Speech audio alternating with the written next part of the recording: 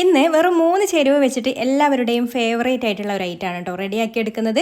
അപ്പോൾ അതിനായിട്ട് ഞാൻ അരക്കപ്പ് ഫുള്ളായിട്ട് ഇളനീരിൻ്റെ കഷ്ണങ്ങൾ എടുത്തിട്ട് മിക്സറി ജാറിലേക്ക് ചേർത്ത് കൊടുക്കുന്നുണ്ട്. പിന്നെ ഇതിലേക്ക് ഒരു 1/3 കപ്പ് ഇളനീരിൻ്റെ വെള്ളം കൂടെ ഒഴിച്ചു കൊടുത്തിട്ട് ഇതുപോലെ നന്നായിട്ടൊന്ന് അരച്ചെടുത്ത് മാറ്റി വെക്കാം.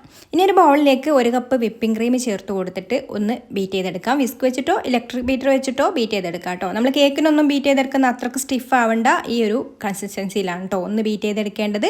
പിന്നെ മധുരത്തിന് ആവശ്യമായിട്ടുള്ള കണ്ടൻസ്ഡ് മിൽക്കും കൂടെ ചേർത്ത് വിസ്ക് വെച്ചിട്ട് ഒന്നങ്ങ് മിക്സ് ചെയ്ത് കൊടുത്തതിന് ശേഷം നമ്മൾ അരച്ച് വെച്ചിട്ടുള്ള ഒരു ഇളനീരും ചേർത്ത് മിക്സ് ചെയ്ത് കൊടുക്കാം.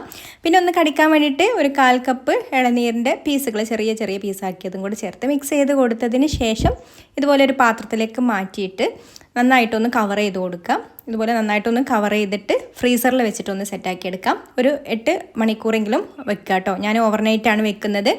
അപ്പോൾ ഇതാ നമ്മുടെ ഐസ്ക്രീം ഇവിടെ സെറ്റായി വന്നിട്ടുണ്ട്. എല്ലാവരുടെയും ഫേവറേറ്റ് ആയിരിക്കൂലേ ഐസ്ക്രീം. ഇനി നമുക്ക് സ്കൂപ്പ് ചെയ്തിട്ട് സെർവ് ചെയ്യാം. അപ്പോൾ എനിക്ക് ഐസ്ക്രീമിൽ കോൺഫ്ലെക്സ് ഇട്ട് കഴിക്കുന്നത് ഇഷ്ടമായതുകൊണ്ട് കുറച്ച് കോൺഫ്ലെക്സ് പൊടിച്ചിട്ട് കൊടുക്കുന്നുണ്ട് കേട്ടോ. നിങ്ങൾക്ക് നട്ട്സോ ചോക്ലേറ്റ് സിറപ്പൊക്കെ വെച്ച് കൊടുത്തിട്ട് സെർവ് ചെയ്യാം. അടിപൊളി ടേസ്റ്റി ആയിട്ടുള്ള ടെൻഡർ കോക്കനട്ട് ഐസ്ക്രീമാണ്. ഒന്ന് ട്രൈ ചെയ്ത് നോക്കിക്കോളൂ. ഇഷ്ടമായിട്ടുണ്ടെങ്കിൽ ലൈക്ക് ചെയ്യാനും കൂടുതൽ റെസിപ്പീസിന് പേജ് ഫോളോ ചെയ്യാനും കൂടി മറക്കല്ലേ.